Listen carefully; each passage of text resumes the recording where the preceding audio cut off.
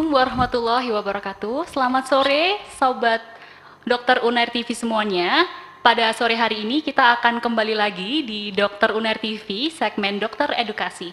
Buat teman-teman yang belum tahu, Dokter Unair TV ini adalah salah satu platform dari Fakultas Kedokteran Universitas Airlangga yang bertujuan untuk memberikan edukasi dan juga memberikan informasi seputar kesehatan di setiap minggunya. Jadi untuk teman-teman Dokter Unair TV semuanya, jangan lupa untuk selalu mengikuti akun YouTube kami di @dokterunairtv dan juga akun Instagram kami di @dokterunairtv dan fk_unair. Baik, perkenalkan saya Dr. Firda Iragama Fisos dan saat ini saya akan menjadi moderator di acara sore hari ini. Dan sore hari ini kita akan membahas salah satu topik yang cukup sering dan juga salah satu penyakit yang cukup sering diderita oleh masyarakat Indonesia kebanyakan, yaitu penyakit gagal ginjal kronik.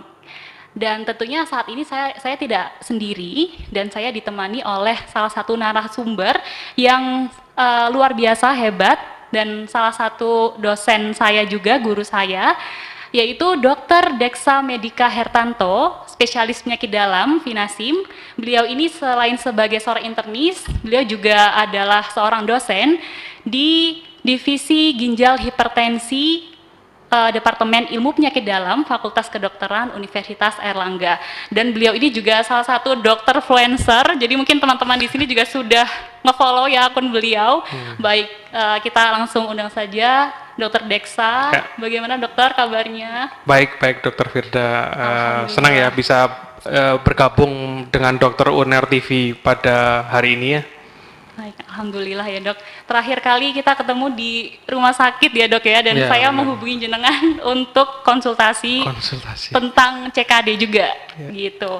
Baik, dokter, sore hari ini kita akan membahas salah satu penyakit yang cukup sering diderita oleh masyarakat Indonesia dan cukup banyak dok untuk penyakit yang mendasari dan juga komplikasinya dari yang ringan sampai yang berat, dan bahkan mungkin teman-teman juga tahu banyak yang sampai menjalani cuci darah atau hemodialisa.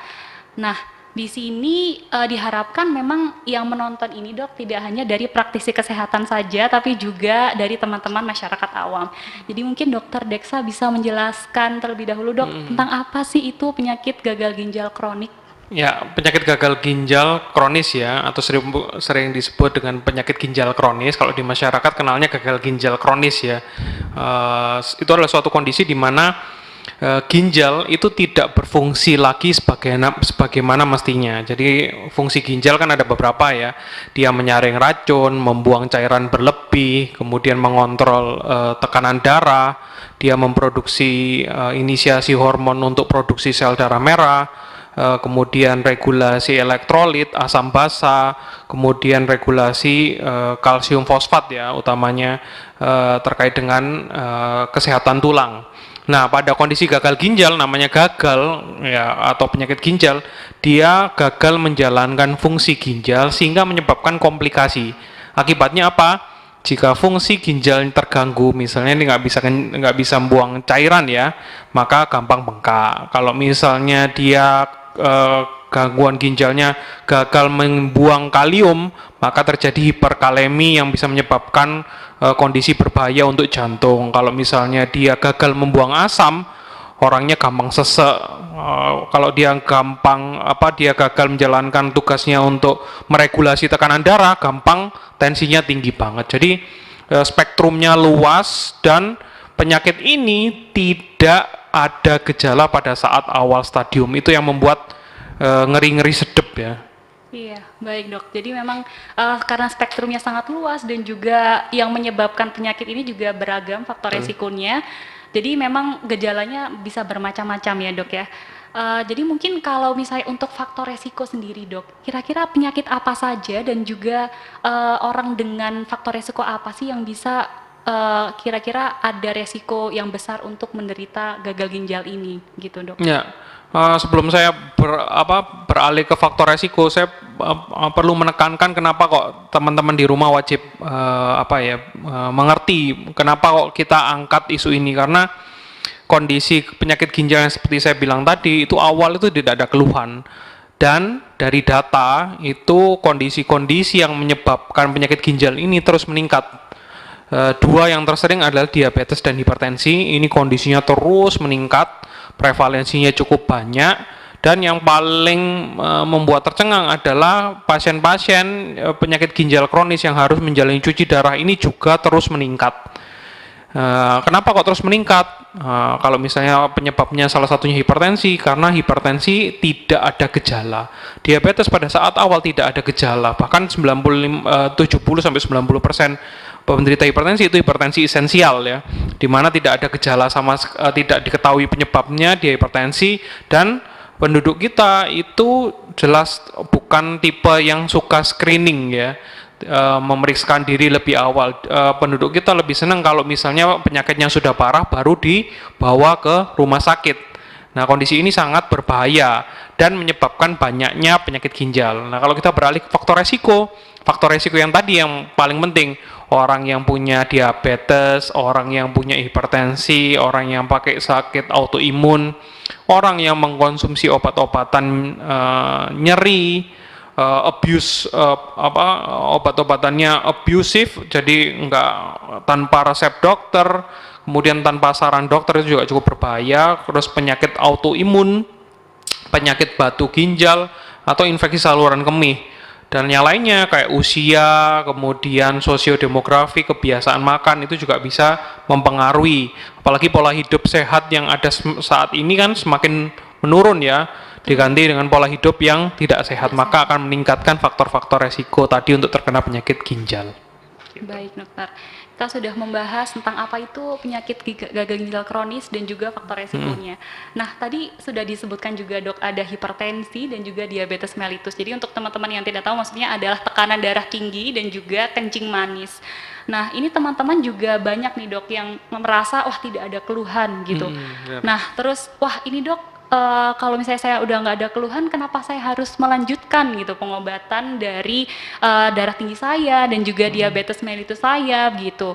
Sedangkan ada beberapa teman-teman yang mungkin kita juga sudah tahu ya dok, bahwa beberapa orang-orang tuh menganggap bahwa obat-obatan kimia itu bisa menyebabkan gagal ginjal nih dok nantinya. Jadinya akhirnya wah saya ini dok sudah bertahun-tahun nih mengkonsumsi obat-obatan kimia gitu dalam tanda kutip, dan akhirnya beralih ke pengobatan herbal. Nah, seperti itu bagaimana tanggapan dokter Deksa terkait pemikiran seperti ini di masyarakat dok? Ya, jadi namanya hipertensi dan diabetes ini dinamakan silent killer. Namanya silent itu kan diam-diam ya, nggak ada gejala, nggak ada apa. Tapi begitu dia sudah mencapai titik komplikasi tertentu, maka bisa menyebabkan kondisi yang fatal, yang berujung hingga morbiditas atau mortalitasnya meningkat, alias angka kesakitan dan kematiannya bisa meningkat kondisi seperti ini. Nah, kenapa banyak orang akhirnya menyepelekan seperti tadi yang Dokter Vida bilang, bahwa karena memang tidak ada gejala, terus sudah diobati, dia sudah tahu dia punya sakit darah tinggi, tahu dia sakit kencing manis, tapi obatnya tidak dilanjutkan. Nah, ini kondisi karena ya pemahaman masyarakat, literasi masyarakat akan penyakit ini harus lebih kita tekankan lagi, karena namanya silent atau sembunyi-sembunyi atau diam-diam itu hampir tidak ada keluhan yang signifikan. Nah, itu harus kita tekankan dengan benar, bahwa kalau misalnya tidak ditangani dengan baik, komplikasinya akan lebih berat. Nah, beralih akhirnya kondisi ini kalau tidak diterapi dengan baik atau obatnya on off, kadang diminum kadang enggak, diminum pada saat tinggi, gulanya tinggi, atau diminum pada saat tensinya tinggi, setelah turun dilepaskan. Ternyata kondisi tensi yang tinggi dan gula yang tinggi itu bisa menyebabkan kerusakan ginjal yang lebih berat. Oleh karena itu seringnya masyarakat bilang, oh ini karena obatnya, karena obat diabetesnya atau obat hipertensinya. Nah, sekali lagi saya tekankan bahwa obat diabetes dan hipertensi itu justru melindungi ginjal Anda. Karena apa? Dia bisa mengontrol tekanan darah, bisa mengontrol gula darah. Agar tensi darahnya nggak tinggi, gula darahnya nggak tinggi, dia harus minum obat. Dan obat itu mengapa harus terus-menerus? Karena sistem regulasi dan kompensasi yang ada di tubuh, terutama sistem untuk menjaga tekanan darah dan gula darah, itu sudah terganggu karena penyakit yang dideritanya, entah dia diabetes atau hipertensi atau bahkan keduanya.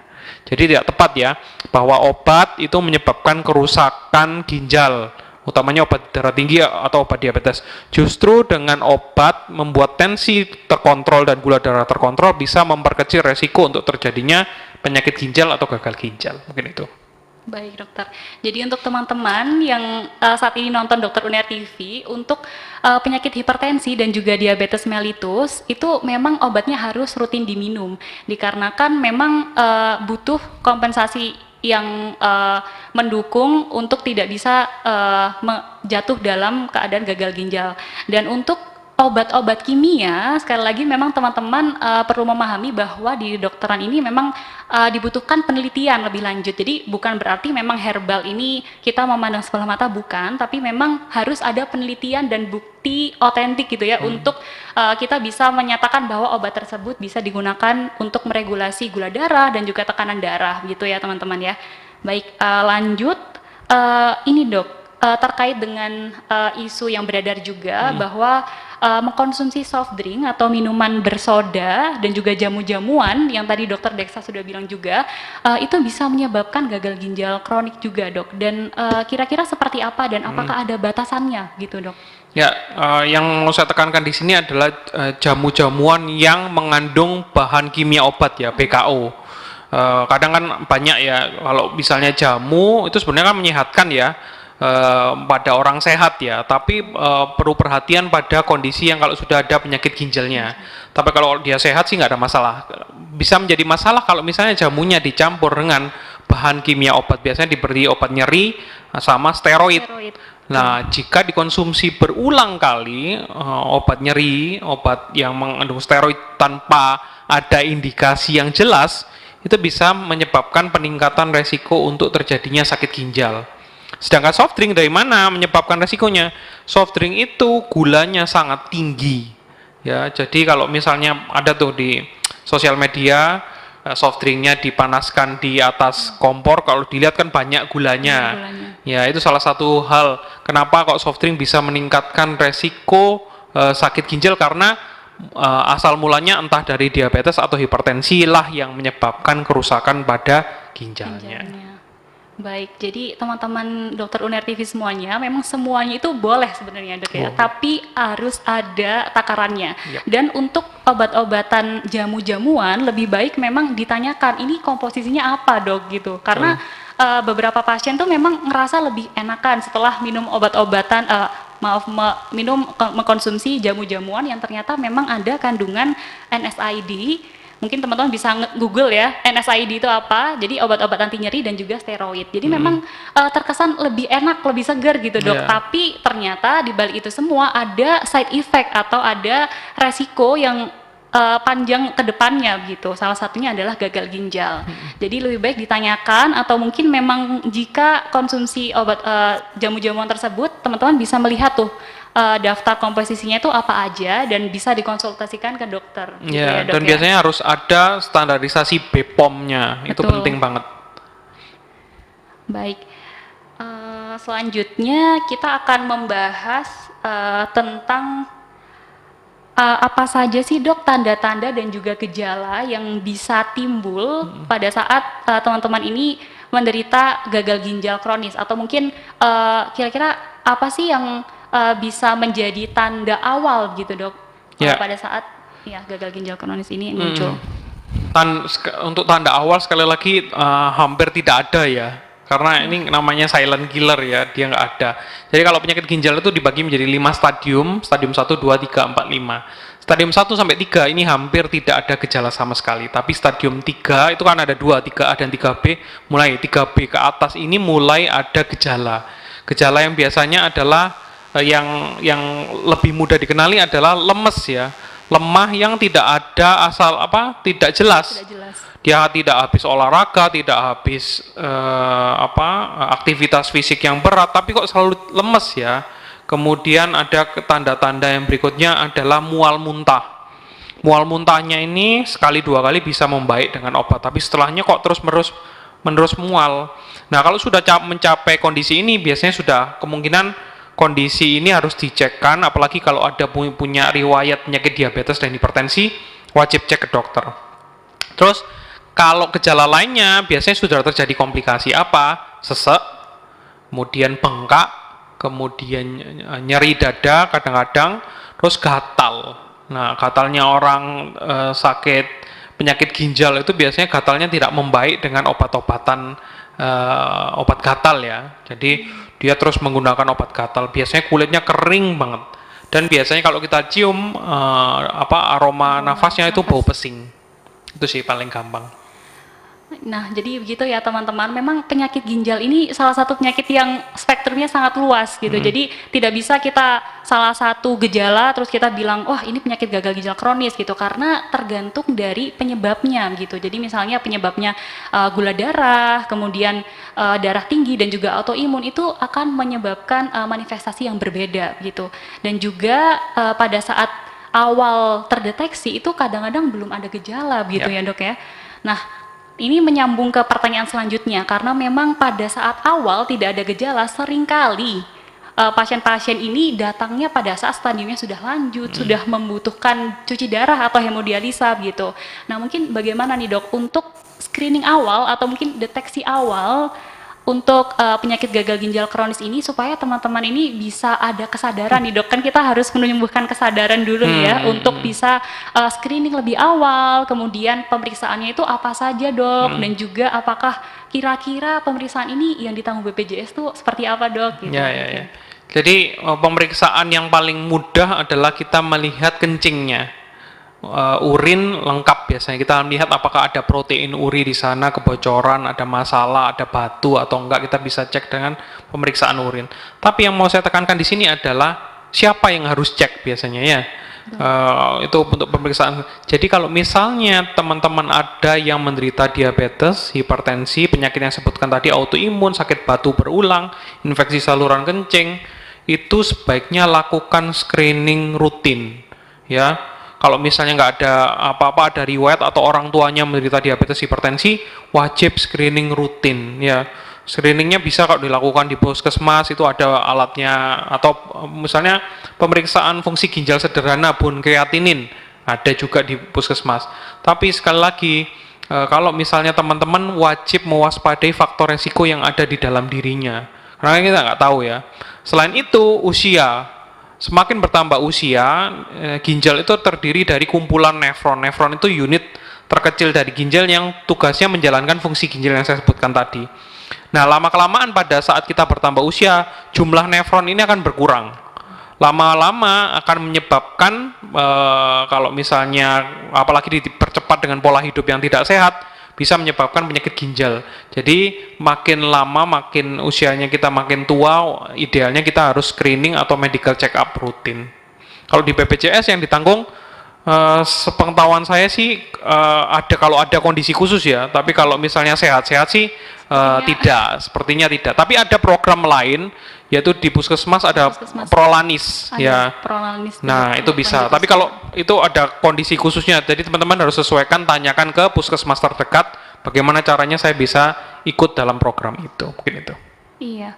Baik teman-teman sekalian, jadi sebenarnya memang kalau ada kondisi khusus, salah satunya adalah faktor resiko, terutama keturunan diabetes, darah tinggi, kemudian autoimun, dan yang lainnya memang wajib ya untuk dilakukan screening, dan dianjurkan setiap tahun ya dok ya? Ya. Dianjurkan setiap tahun. Dan jika memang merasa tidak ada faktor resiko, sebenarnya teman-teman bisa ke puskesmas dan itu juga ditanggung BPJS gitu teman-teman. Jadi bisa melakukan screening paling tidak tekanan darah dan juga mungkin gula darah, stik gula darah itu, apalagi teman-teman yang menderita obesitas misalnya, kemudian kolesterolnya pernah tinggi, kemudian teman-teman yang sedentary lifestyle, jadi terutama mungkin ibu-ibu juga nih yang biasanya di rumah tanpa adanya aktivitas fisik yang mendukung seperti itu. Jadi diharapkan sebenarnya kita memberikan edukasi ini adalah untuk menumbuhkan awareness masyarakat gitu, karena kebanyakan pasien-pasien itu datang dengan komplikasi yang sudah sangat lanjut dan juga ginjalnya tidak bisa diselamatkan lagi, akhirnya jatuh pada tahap gagal ginjal kronis yang membutuhkan cuci darah seperti itu. Karena kan biasanya tidak ada gejala apa-apa, tiba-tiba sesek, kemudian bengkak dan akhirnya harus cuci darah. Dan ketika kita lakukan edukasi, ternyata tidak tahu bahwa selama ini oh ternyata itu adalah salah satu tanda dan gejala dari gagal ginjal, seperti itu dok. Kebanyakan seperti itu. Jadi mungkin bisa screening rutin setiap tahun minimal tensi dan gula darah gitu. Baik, untuk pertanyaan selanjutnya dok, kita sudah membahas tentang komplikasi, kemudian gejala. Kira-kira ada tips nggak dok untuk menangani atau mungkin tata laksana gagal ginjal pada tahap-tahap awal, dan jika memang ada komplikasi yang kira-kira komplikasi yang mengancam jiwa, itu bagaimana sih dok penanganannya, dan apa sih yang membuat indikasi atau mungkin kriterianya kok bisa ada yang cuci darah, ada yang enggak, seperti itu dokter. Monggo dok. Jadi pada dasarnya dari 5 stadium itu, stadium 1 sama 3 ini kita harus benar-benar yang aktif ya. Jadi aktif dalam hal kita meningkatkan awareness dalam diri, kita rutin periksakan, screening secara berkala, karena sekali lagi peningkatan kreatinin atau adanya kebocoran protein di dalam ginjal kita itu tidak ada gejalanya. Jadi harus dilihat, sambil dilihat faktor resikonya apa. Itu tadi yang seperti bilang screening, setidaknya tensi lah atau pemeriksaan gula darah lah. Apalagi kalau orang tuanya menderita penyakit-penyakit komorbid seperti diabetes dan hipertensi, ini wajib hukumnya untuk dilakukan screening berkala. Apakah ada terapi khusus pada stadium awal? Tidak ada. Lifestyle modification, jadi pola hidup adalah masih menjadi kunci agar tidak terjadi penyakit ginjal yang lebih berat.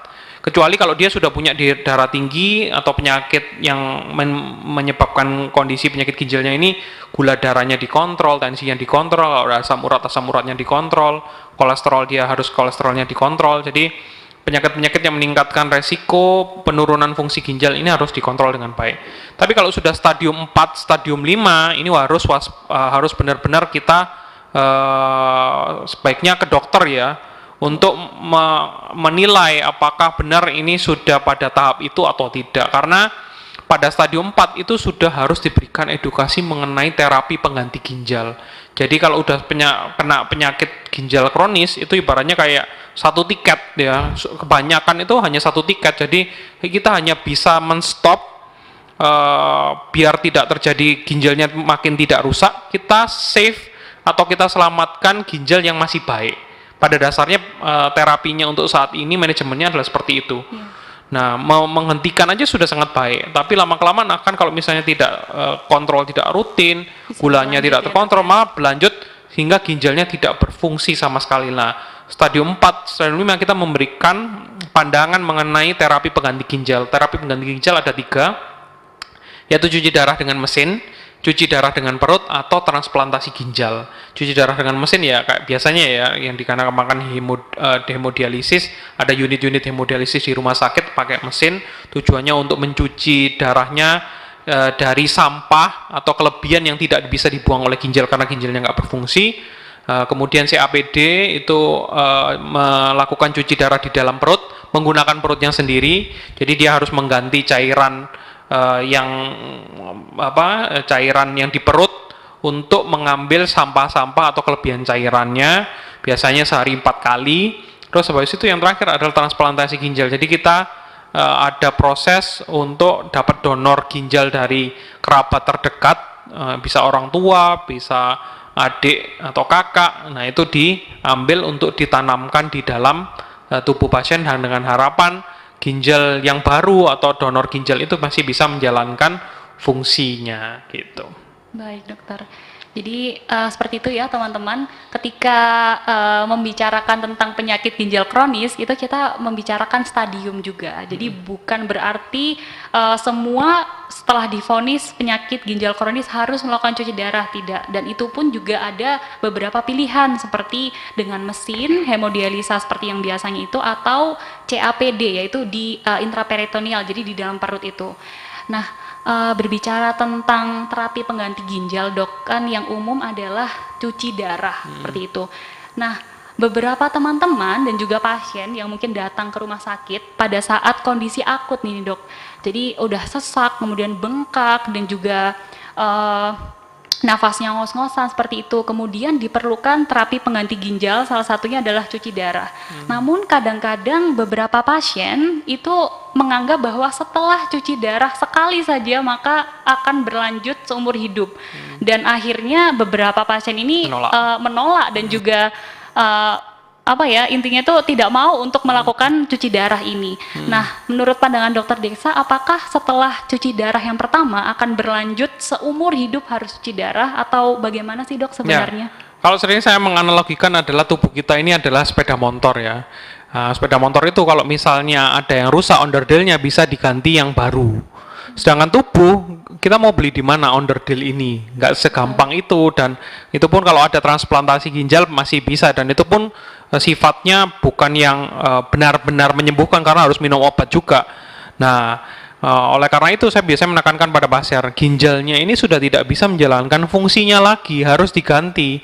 Akibatnya apa kalau misalnya tidak melakukan terapi pengganti ginjal? Berarti nanti sampahnya atau racunnya dalam tubuh meningkat, cairannya nggak bisa dibuang, bikin sesek, sampahnya bikin penurunan kesadaran, dan resiko terberatnya adalah kematian. Nah, dengan adanya alat ini memang tidak bisa menggantikan sepenuhnya fungsi ginjal, tapi setidaknya kita bisa menurunkan resiko penyebab kematiannya. Jadi cairannya berlebih dibuang, sampahnya dibuang, terus kemudian elektrolit yang berlebihan dibuang.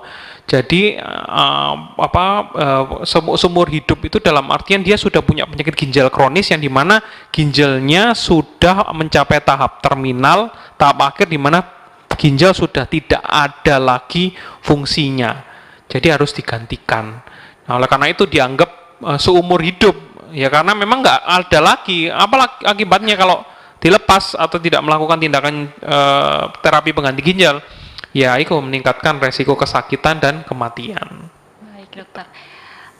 Tapi ada nggak sih dok, misalnya ada pasien ternyata sekali cuci darah, kemudian dievaluasi lagi ternyata tidak cuci darah. Nah beberapa teman-teman tuh mungkin membandingkan ya dok, loh pasien ini kok dia nggak cuci darah lagi, sedangkan saya kenapa harus cuci darah terus begitu dok. Jadi ada beberapa pertanyaan seperti itu dok. Jadi gagal ginjal yang seperti kita kenal itu ternyata dibagi menjadi dua, akut dan kronis. Yang kronis itu yang saya sebutkan tadi, yang saya jelaskan panjang lebar, dia ginjalnya sudah tidak berfungsi sementara, ginjalnya sudah tidak berfungsi lagi, harus digantikan dengan mesin. Sedangkan gagal ginjal akut, ini gangguan fungsi ginjalnya sifatnya temporer atau sementara. Bisa menjadi gagal ginjal kronis kalau misalnya tidak diterapi atau tidak di-manage dengan baik.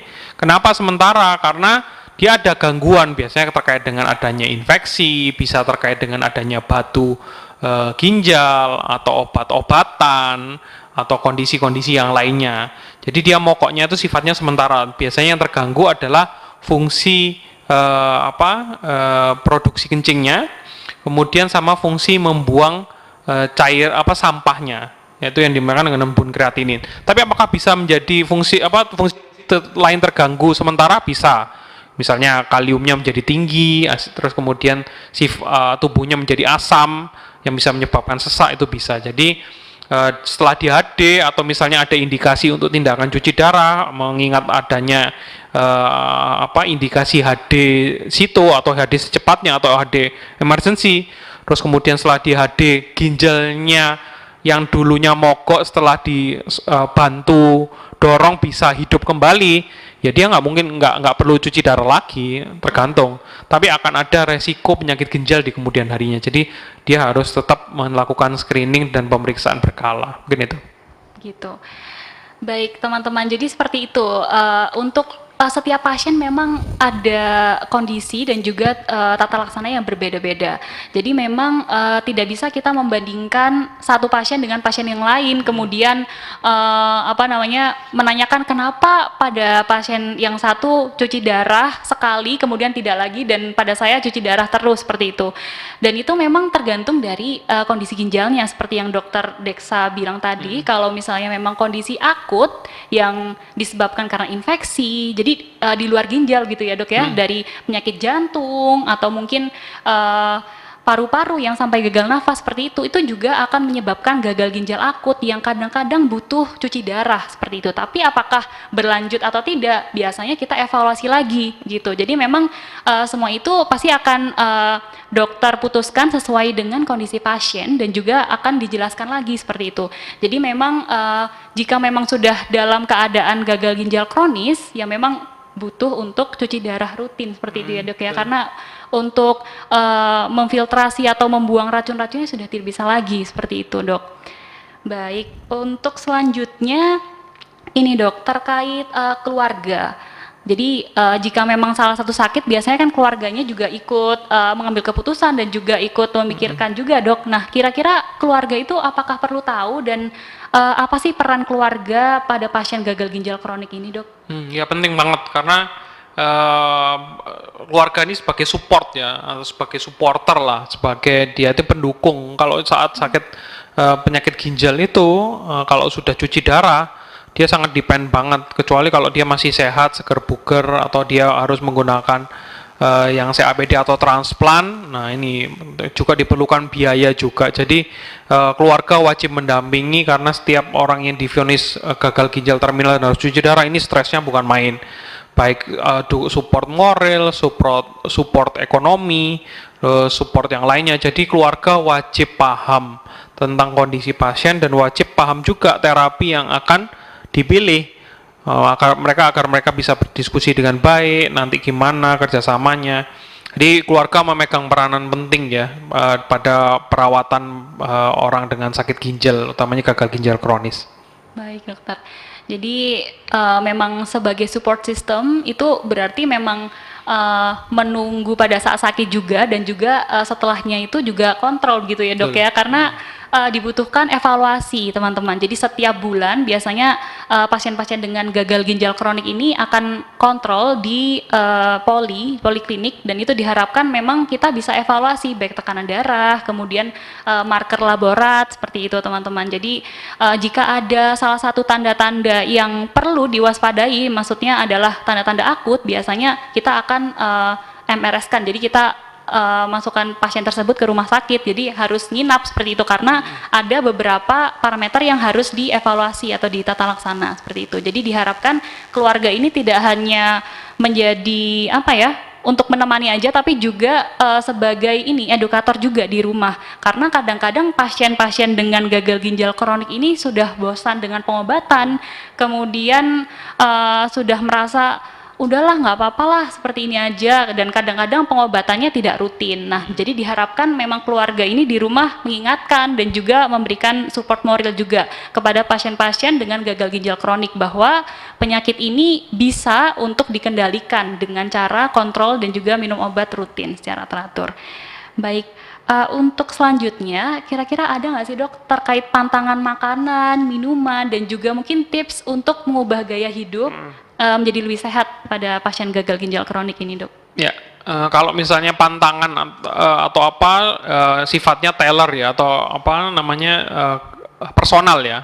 Kadang ada yang suka ini, ada yang nggak suka itu karena hampir beberapa makanan itu sebaiknya dihindari, utamanya yang protein tinggi karena kita tidak mau membebani ginjal diberikan protein yang cukup tinggi. Biasanya ada pada daging merah ya. Daging merah itu proteinnya tinggi dan bisa membebani ginjal. Jadi biasanya dikurang-kurangi segala macam protein itu sehingga dia dietnya biasanya rendah protein untuk mengurangi resiko terjadinya perburukan penyakit ginjalnya. Terus habis itu untuk yang lainnya karbohidrat masih boleh, nasi masih boleh. Terus habis itu untuk sayur dan buah harap hati-hati pada stadium penyakit ginjal yang stadium 4 dan stadium 5, sayur dan buah ini sebaiknya tidak dikonsumsi karena apa? Sayur dan buah ini tinggi kalium, padahal ginjal mengalami gangguan dalam membuang kalium.